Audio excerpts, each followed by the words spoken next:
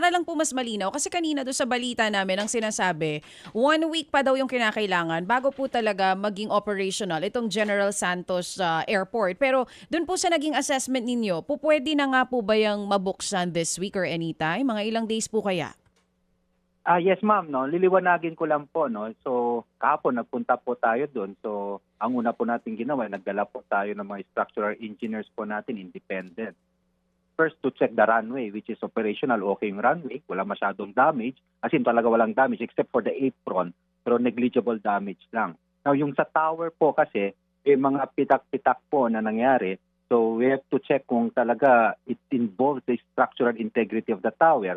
Based on our report po ng ating mga structural engineers, they submitted the certification last night, okay po yung tower natin. Kailan lang ayusin some of the corrective measures para po yung salamin dun sa mismo tower. Nabasag po kasi yun at delikado po yun kung di papalitan. Kasi kapag malakas ang hangin, ay delikado yung mga empleyado natin sa loob ng tower. So inaayos na po ngayon. Then yung PTB po, yun po yung talaga the passenger terminal building po. Yun po talaga yung maayos. Kumbaga malaki yung significant damage po ang nangyari doon.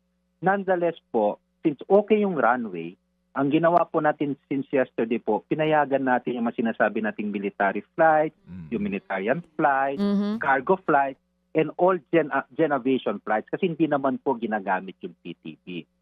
So last night din po, Ma'am Chacha, we received a certification from the structural engineers company na pwede po yung PTB natin. Kumbaga, no major damage structural foundation ng PTB natin. Okay. Pero ang laki po na mga tama na makisame, basag yung mga salamin.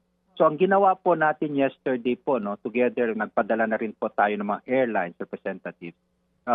We designated an area po kung saan we can resume partial operations.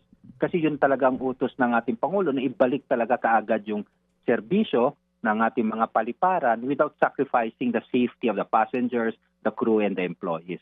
So yun po yung sinasabi natin na bigyan nyo kami ng 1 week o sa tingin nga po namin ngayon based on our assessment, baka less than a week pa para manumbalik yung commercial operations ng ating Gensan Airport. But not the entire, we cannot utilize the entire PTB po, no?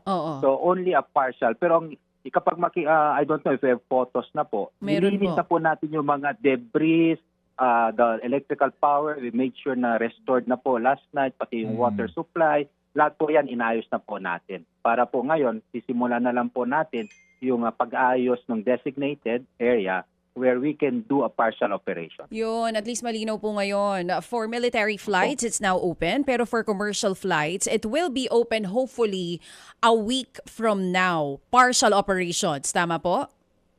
Tama po, ma'am. Tama po yun, Ma'am Chacha. Or less than a week.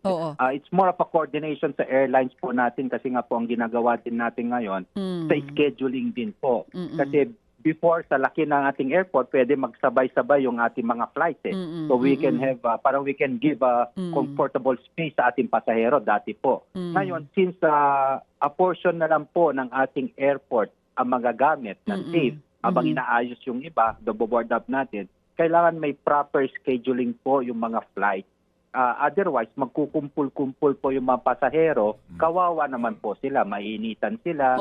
At saka pati yung paglilipat ng ating mga x-ray, yung mga baggage screening, yun yung po inaayos natin. And that will take some time po, siguro another 3 or 4 days para maayos po namin. Pati yung cable wiring po ng mga airlines din natin. Mga kapatid, patuloy po kayong tumutok sa 105.9 True FM para sa totoong balita, impormasyon, music and entertainment. Mag-subscribe sa aming YouTube channel at podcast at sundan nyo kami sa Facebook, Instagram, X at TikTok sa True Network PH. Bisitahin din po ang aming official website, truefm.ph. At panoorin din kami sa True TV Signal, Channel 19. Kami po ang 105.9 True FM. Laging true sa'yo, kapatid.